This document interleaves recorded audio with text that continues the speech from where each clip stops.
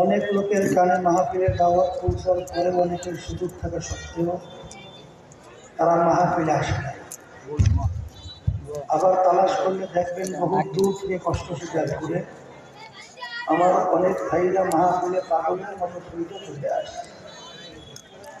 মান যাত্রা বজাবা যে যেই জিনিস পাওয়ার জন্য চেষ্টা করে ওই জিনিসে পাইয়াও যায়।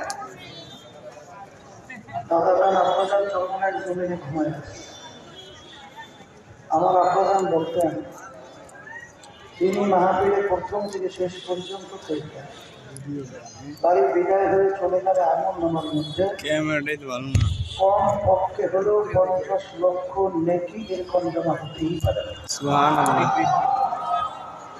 নিয়াজের শহীদ আল্লাহকে রাজনীতি উদ্দেশ্য দেওয়া রব্বুল আলামিন লক্ষ লক্ষ নেকি আমলনামায় কিয়ামতের ময়দানে আল্লাহ রব্বুল আলামিন বান্দা বান্দীকে ওসিলা ধরে দিতে মাফ করে।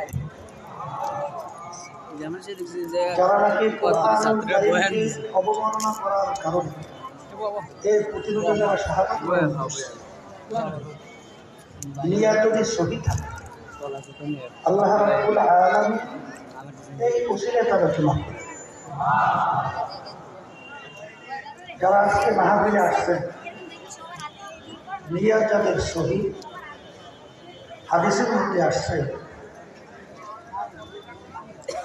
কিয়ামতের ময়দানে বান্দাবান্দিকে মাফ করার কোনো আমল বান্দার নাই। আল্লাহ রাব্বুল আলামিন বলবেন, দেখো তো ফেরেশতারা আমার বান্দা কখনই হক্কানি আলেমদের